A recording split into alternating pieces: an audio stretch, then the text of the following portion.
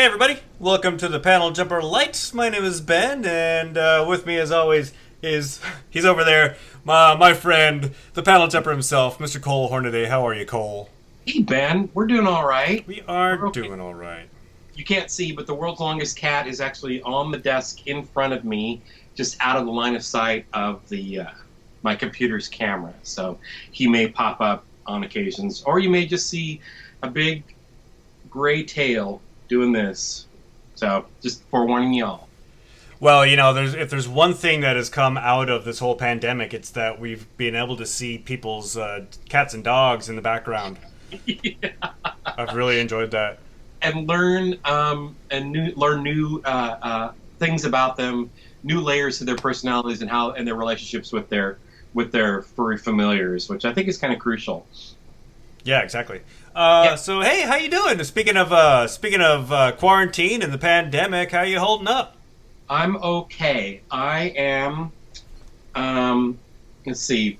On a scale of, well, there's a couple of different scales I've been using during the pandemic, kind of like the barometer of loneliness, the barometer of anxiety, the barometer of joblessness, the barometer of income and health insurance and all those things. So now that we're kind of like hitting a point where our trustworthy leader in Seattle, Governor Inslee, is sort of setting up expectations of how we're going to come out of this.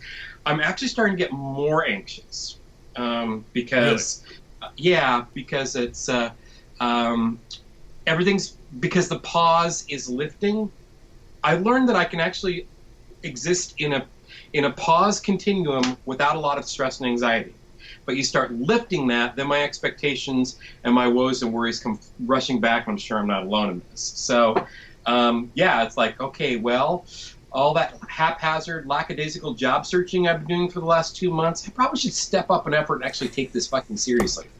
But anyway, oh, there he is. He just see he's back on the counter in the kitchen, and that's his position for snacks. So he thinks I'm going to drop everything and go to the cupboard and get him snacks. And boy, is he wrong.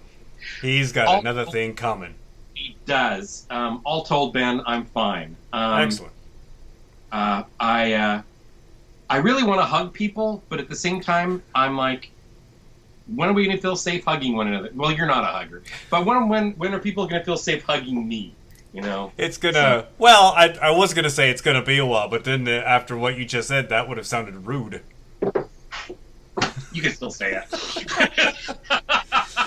Anyway, let's talk about some news in the comics book world. It's all connected to the current pandemic. News came out today that Diamond, and we all know who Diamond are, Diamond Comic Distributors. They are the monopoly that distributes comics to the direct market, i.e., comic book stores. They are spinning back up, and they say that they will begin shipping to shops again on May 20th. As we record this, today is May 1st, so that's about 2.5 weeks away, almost 3 weeks. Right. They said that they were. This kind of aligns with what they've always been saying. They have always said they were going to try to spin things back up around mid-May, and it looks like they're keeping with that. I mean, of course, a number of different factors come into play. And Denny says that isn't it your job, Cole, to feed Mister? Yes, and I do more times than I care to admit. He gets a lot of food, but we're both in pandemic mode, so we're eating probably far too much. So anyway, regarding the distribution from Diamond, I talked to our dear friend Chris Casso a couple hours ago, and a couple of things to remember about opening up this distribution is that the Comics Dungeon and Corner Comics, not unlike most or all comic book shops in the country, not unlike all small businesses, have had a severe slash of cash flow. And that means that they don't have money, they won't necessarily have money in the bank to pay for the product that's supposed to be coming to them. I'm not entirely certain how retail sales always kind of confuse me, because there's like there's sometimes a credit pattern that happens that can get abusive. But one thing Chris pointed out to me is he said our comic shop's cash flow has been cut it's been cut by 90%, and that money needs to be going to other things like rent, like payroll, like that stuff. And bear in mind also that just because those comics are coming to the comic book shop doesn't mean those shops are going to be open. Now, thankfully, in Washington State, Governor Inslee has opened up curbside retail. So in phase 1, which I believe phase 1, which starts on the 6th, starts next week. Yeah, right. So, but bear in mind that's still a lot of Herculean labor that those retail people, those the storefront managers, the people in the brick and mortar stores are having to deal with. Case in point is Chris and Nicole have been doing a lot of heavy lifting with mail order, and that's how they've tried to keep it afloat. But that's only been 10% of the normal income of the stores. So, and they've been working day and night to not only make customers aware of what's on the shelves through Instagram and other social media, Facebook and social media, but they're also doing the packing and the shipping. And as someone who's sold stuff on eBay for nearly 30 years, you're selling to collect. Yep, it's true. You're selling 30 years. Yeah, let's see. Yeah, okay, 26. When did eBay start? I have no idea. It doesn't feel like it's been 30 years though. Well, all right. Well, we'll go back and look at the numbers later. If I exaggerated, forgive me. I'm the crown prince of hyperbole, but you derailed me, and I'm going to punch you in the nose. Anyway, so you've been selling stuff on eBay for 30 years, and so you know how hard it is for Chris and Nicole to be packing and shipping all the comics that they've been trying to sell online. If you're shipping collectibles, you are always playing with fire. You're always dealing with, and Denny Chong knows this from selling records for decades. Sometimes it's a losing game because because the buyer can't hold it in their hands, and they can't be responsible from the get-go for what they take home with them. They have to look at a picture. Depending on how nitpicky that buyer collector is, it can be kind of nightmarish. And you're also at the whim of at the postal service and how well they're going to care for your items when you're shipping. So when I ship comic books anymore, I ship them in they're special made cardboard shipping boxes that have 2 layers of cardboard, and I put 2 backing boards and I put them in a bag, and still I've had them damaged, and still I've had to refund money, and I have to take that in the neck. So that's another burden that's on comic store retailers who are having to depend on mail order to keep their to keep dog paddling. They're not even keeping their heads above water. They're just dog paddling. Also, bear in mind that the several $billion small business grants that were supposedly happened in the middle of April, that got sucked up within 13 days, and shops like Comics Dungeon and Corner Comics didn't get a dime. Yeah, that money was, I think, fraudulently distributed. Sure. Right, but in the meantime, they did not get any support. I think Chris pointed out they did get a special grant, and I can't remember the name of it right now. I can scroll through and find it. So, for Chris's part, one of the things that has been part of his job is not just packing and shipping, but also tracking down box customers and getting them to pay for their subscriptions that they have not picked up. But a lot of people are resistant to that because of the collector issues I talked about earlier. But also some folks are just kind of sitting on their hands going, oh, I'll wait till this is all over. Not thinking about how fragile the cash flow situation is for their favorite brick and mortar comic book store. So, needless to say, guys, if you have subscriptions at your local comic book store that you haven't paid for, if you can, you'd be amazed how much they need your support right now. This is not the same situation. And if you're sitting on your hands and you just want to wait it out, don't, because that comic book store may not be there for you when we come out the other side of this. A number have already closed. That's right. I mean, it's totally understandable if you're experiencing financial hardship. I mean, this is kind of like, but we're all going through it. But anyway. Yeah. I think I may have mentioned last week. I'm sorry, Ben. I'm just No, it's all rattling right. on. Content. But I was I was really grateful that my friends over at Bulldog News called me and said, "Hey Cole, you got 340 in times we're holding for you. Can you come pick them up?" And I'm like, "Oh, wait a second. I thought you guys were closed for the duration." And they're like, "No, we're here. We're trying to clean out our subscription boxes." And I was super duper happy to go down there and pick up the last 3 months worth of 40 in times they were holding for me. Because that I felt like I was doing my bit to help keeping them afloat, because I love that local business and I love our Comics Dungeon and our Corner Comics. Yeah. So Yeah, so your friend of mine, Danny Chong, says that back in the day in the music biz, labels would give retail extra dating, which means that they extended the date a bill was due, sometimes to 6 months or more. So he doesn't know, I don't know if that's what happens in the comic industry, but it should. So I don't know. I think what the way it works is, and our friends who work in the retail business can set it straight, that they pay for all the content up front that they buy. it's okay. So Okay. they are pot committed with the content, with the books that they pre-order, not pre-order, the books that they order, which they assume they are going to sell. I'm sorry. I'm trying to find the name of the grant that the Comics Dungeon got, and it's Yeah. Well, of course, Chris and I had a lengthy discussion, and of course, paging back through it, I'm not going to find what I need when I need it. well, anyway, I will also tell you that eBay began as auction web in 1995, 25 years ago. You were close without going over, Mr. Cole Hornaday. That was very impressive. I round up. So I started using eBay like it was had to been 96, 97. It was like shortly after it had started, and I would actually take photographs of my stuff, develop them, scan them, put them in, just because I've been an eBay user for so long that like there are old code glitches when I try to change stuff, like and of course customer service can't help me because I've been a customer for so freaking long. They can't figure out my account is so old. They can't figure out how to help me.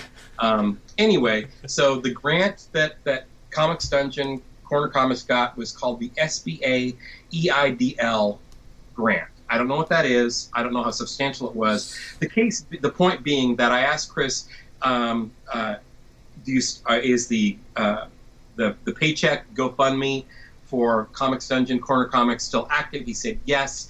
If you can, please continue to donate to them, and I will also repost the GoFundMe for that, because every little bit helps. And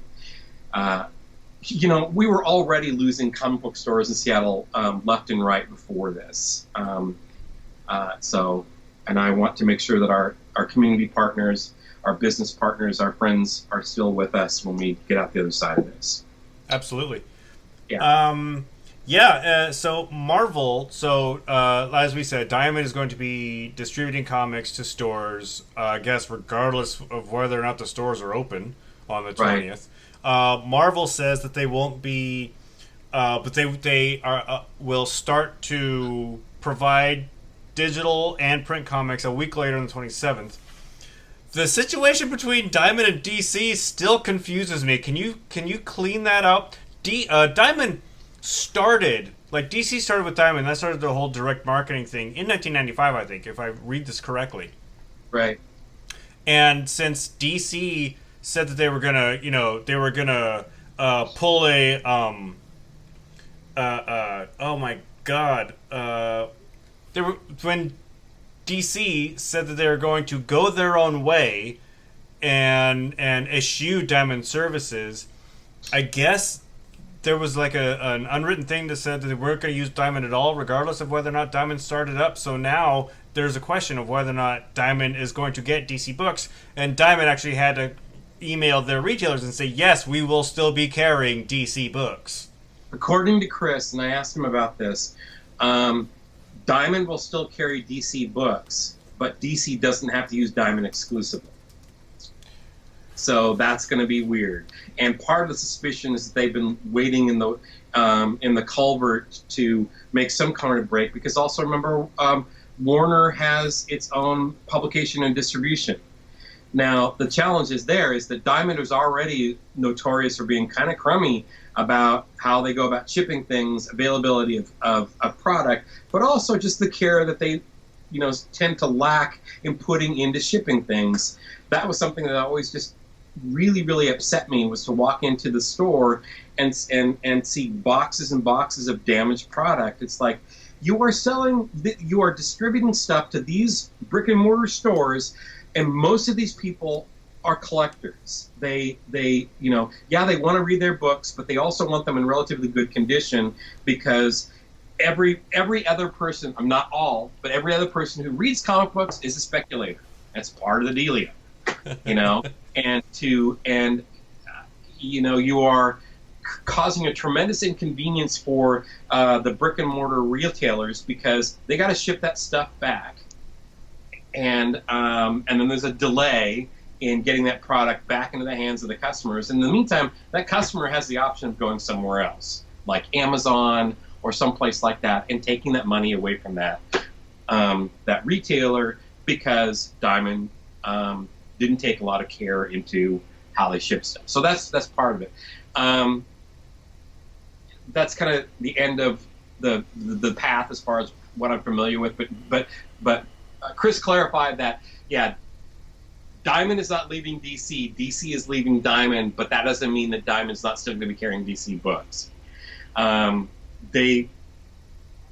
who knows? But we'll see how that pans out. As a retailer, though, he can. I'm assuming that as long as all of Diamond's catalog is available, as long as all of DC's catalog is available on Diamond, Chris's workflow for ordering, or your random retailer's workflow for ordering, doesn't really change. They can just order everything through Diamond. They don't have to order certain books through whatever those other distributors, Midtown or whatever.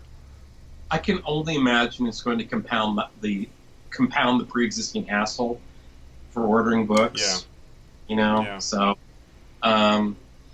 they should have just left well enough alone. But there was I can't remember, I think it was the Outhousers, this website, this comic book website, which actually I haven't gone to in a long time. I don't even know if they're still around. I'm sure they are. But they had a thing on the sidebar, they had a little widget that said, days since DC did something dumb. Right. And so this sounds like they need to reset the clock.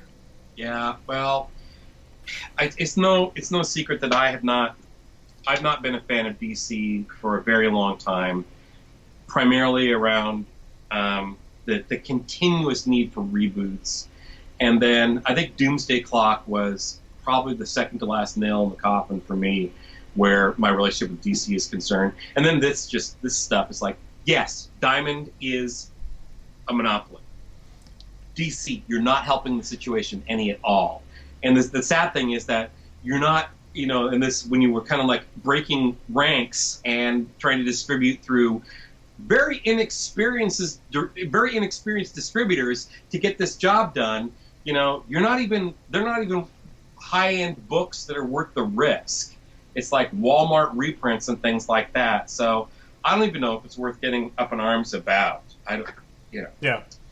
Speaking of Walmart, I can't remember the last time I set foot in a Walmart, but the stories come out that there's now a company is going to be putting comic book display cases in 70% of Walmart stores. Display cases, they're selling collectibles. I don't think they're collectibles. I think it's just certain mid-grade and youth comics from certain publishers. It's not everything, but the article that I read, they seemed really proud of this. Oh, you know what I bet it is? It's that they're going to be selling limited edition cover variants and stuff like that. Probably. The stuff that very naive and inexperienced collectors think are going to be big money. Yeah. Or anyway, it just sounds really terrible to me, and I don't want any part of it. Yeah, I don't even know where the nearest Walmart is. That's how elite and left coast I am. Well, yeah, don't get me started. There are a plethora of actually quality documentaries about the Walmart culture, the Walmart mentality, and I saw one, let's say 10 years ago, that just about turned me off from ever getting near that organization ever again. So, but what I love is that in watching all of these, would-be militiamen, show up at certain state capitals throughout the Midwest and whatnot, plenty of commenters are saying, well, yeah, that's a flak jacket they got at Walmart, and so is the riot. It's just like it's the Walmart culture mentality right there, people. I'm going to stop there. Yeah, we don't need to get into all of that. Anyway, that is all the comic book news I had. There were just a couple other things. HBO, I think it's HBO, is just submitted a new trailer today for a TV show called Lovecraft Country. Yes. And I know that my friend Paul Goody is... this is like a killer app for him. He got rid of his HBO years ago, but he was waiting for this show to resubscribe. And it's coming. The trailer was released today. I can't begin to tell you how excited I am about this TV series. But everybody, read the book. Read the book before, Not that they're going to ruin it. I really trust Jordan Peele tremendously. And I'm so glad that he is the one spearheading this project.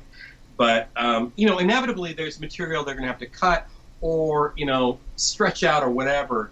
But we have this really brilliant local playwright. Her name is Maggie Lee. And Maggie Maggie is gifted at so many things. But one of the things she's particularly gifted at is telling H.P. Lovecraft stories through her theater and reworking the white supremacist aspects of Lovecraft's mythos and turning it around and turning it inside out. And I commissioned a short piece that she wrote for the Panel Jumper Live that was performed at the Panel Jumper Live, and then it's Spin the Bottle at Annex Theater. And now you have a button nose? Was that the name of it? I have Bunny Nose. A bunny nose. I have a bunny nose. It was her retelling of started with a B. Oh crud! Now I can't remember the name of the original story. I've never read any Lovecraft at all. Okay, well, I'm gonna have to look it up here while I'm rambling. And you don't need to. Mr. the World's Longest Cat, just hey, there. Look, there's a cat tail. Pickman's Portrait. Okay. Pickman's Portrait, I think is what it's based on. But she's also been working on a lot of other, and she's not alone.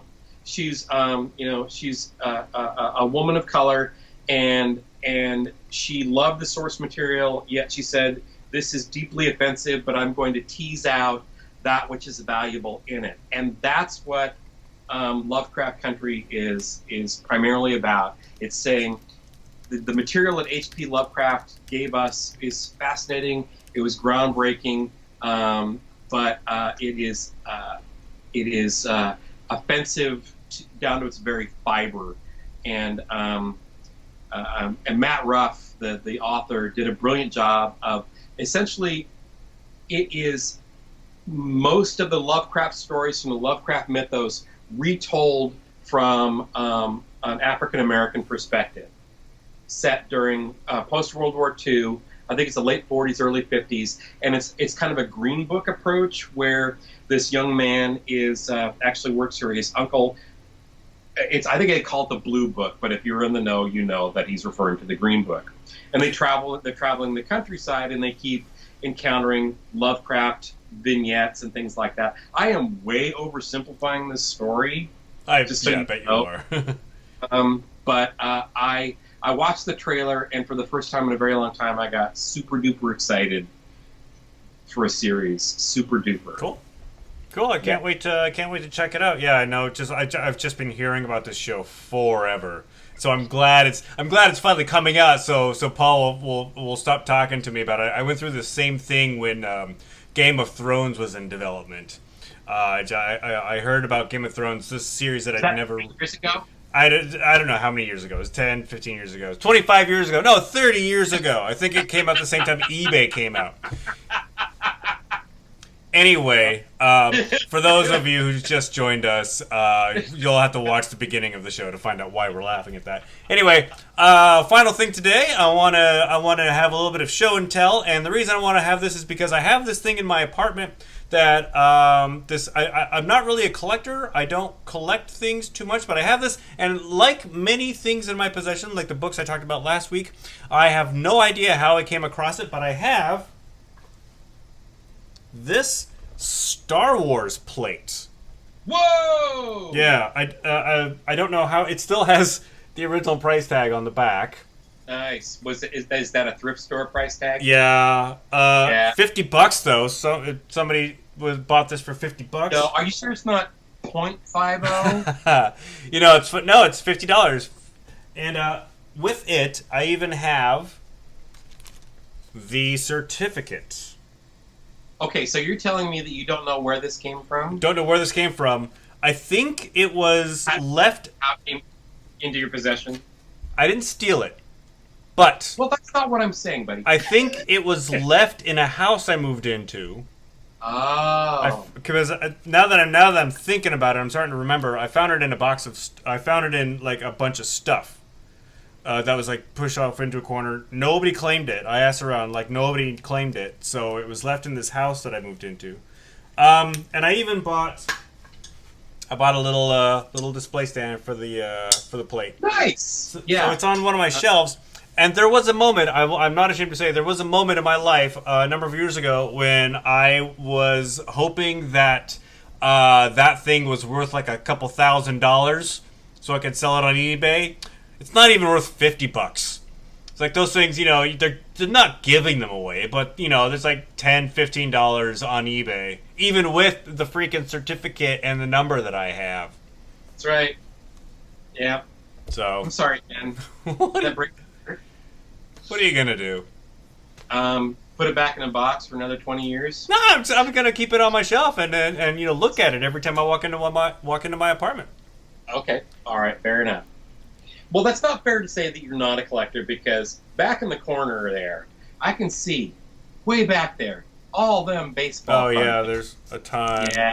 I can probably... That's that's like, I have to have a whole room for my stuff. That's all baseball cards. That's baseball cards. And that's pretty impressive.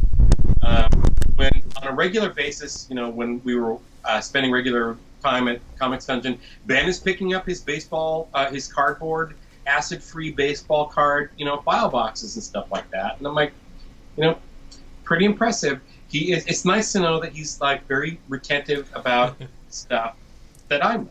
Yeah, some of them are even in protected sleeves because I think there was something like the cards I have that are signed by players I've never heard of.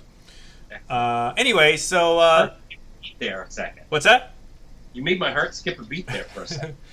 Anyway, that was my show and tell. What do you got, Cole? Well, I have never brought it up on the regular podcast, I don't think, though I talk about everything else. I love Mark's Toys. And Mark's Toys have been around since the early 1950s. And they had these elaborate play sets, and they were probably one of the first companies to introduce dolls for boys, or what do we call them? Action figures. And there was a whole series of 12-inch action figures that Mark's Toys did called The Best of the West. And or as a friend of mine calls them the Westies. So there's a whole, Jake Stratton calls them the Westies. But there are other individual toys. And I just completed my Mike Hazard Super Spy action figure. And one of the things I love about Mark's Toys is that they just come with so many doodads. Like, here's this. So here's his Luger spy rifle with the spyglass. So all these parts are removable, and you can change this around. See this vinyl tie? In the back is a little holder for a dagger. This pipe that he has in his hand actually can be pulled apart, and it's got like a stiletto in it. I have this whole bag, all these little weapons and doodads and tools. So he's a master of disguise. I have his disguise on. Take off his hat, take off his disguise. What? Look, there's Mike Hazard. I know, right? Would never have recognized him. No, not on the street. So like, here's the itty bitty little dagger that goes in like his tie. That is not safe for children. Oh gosh, no. Look, a pack of cigarettes, a Zippo lighter, a gas pen. Can you even see this? These things are itty bitty. I can't. A suitcase that has that you could put caps in it, so like it was an exploding suitcase. It had a bomb in it. Nice. Just all these things. Oh, a grenade launcher. I absolutely all kinds of guns and all, like grenades. Anyway, a couple weeks ago, I finally got all the doodads for Mike, and now he's complete, unlike the rest of us. Oh, this came from Gilson? No, this is from Mike's Toys. Mark's Toys. Mark's Toys. Mark's Toys. Yeah, look them up. They lasted until the mid 1970s. They were doing the best of the West. Here, bear with me a second. I'll grab one of my Westies. While you're doing that, we have a question from the chat. Amy asks, "What sort of mask are you working on?" I'll get to that. So here's I think this is either Josie or Janie. This is one of the Westies. So there were women. There were figures for. There were male figures and there were female figures. There were adults and there were children, and they all had all these great vinyl pieces. There were African American figures. They're very scarce. There were Native American figures. Indians and things like that. Horses! Oh my goodness! I'm getting dizzy. You're getting up and down so fast. Sorry. Yeah, I just dropped one of the horses. So, like, here's one of the Palomino ponies. Am I a fan of Westerns? No, but I love these toys. Okay, but yeah. I dropped Duke the dog, but Duke's from Kenner, from Mark's. Cute. Anyway, so Amy asks what I'm working on. So I'm working on my cockroach mask. Just cause? Yeah. Well, no. Yes, because I need something to do in quarantine time. But so these are actually the eyes here. I think it was Zane exactly said it looks like Hellboy. And I'm like, yeah, dude, you're absolutely right. But these are the eyes, and these are going to be the pits for the antennae as they come out here. Anyway, still working on it. Cool. We'll probably work on some more when we're done talking. Yeah. Alrighty, well, speaking of being done talking, it's about that time. I got nothing else for you, Cole. Do you have anything else that you want to bring up on this edition of the Panel Jumper LITE? Well, you know damn well we could do show and tell for another 4 hours, right? Yeah, but we're not going to. I don't think so. Please think about supporting Comics Dungeon. Please think about ordering books for them. Please visit them on Instagram. Chris is posting the covers and the interiors of many of the books that they have in stock. Last week I ordered a couple of books for my niece and had them shipped to her in Oregon, and I think that's a lovely idea. If you can't afford to do that, please do. Consider doing something like that to support your local business. Yeah, indeed. And local business says. Yeah, indeed. And I will put a link to the Comics Dungeon / Corner Comics GoFundMe in the comments section for this video once we stop recording here. Okay. So Amy also asked for that grasshopper mask. If you can put a filter in there, you should wear it to the grocery store. You should put a filter in it and wear it to the grocery store. Because we have to wear masks to the grocery store. I heard you the first time. I didn't think you did because I kind of stumbled over my words. No, I'm busy playing with my Mike Hazard. No. Anyway, since now that Cole is starting to play with his toys, action figures, I think it's time to go. Thank you for joining us here at the Panel Jumper LITE. Stay tuned to the Panel Jumper YouTube page or our Facebook page. Find out when we're going to do this again. Yeah, basically we do it whenever we have a free moment and there's stuff to talk about. Thank you again for watching. Thank you, Cole. Good to talk to you. You too. All right, and we will see you all later. Pew, pew, pew.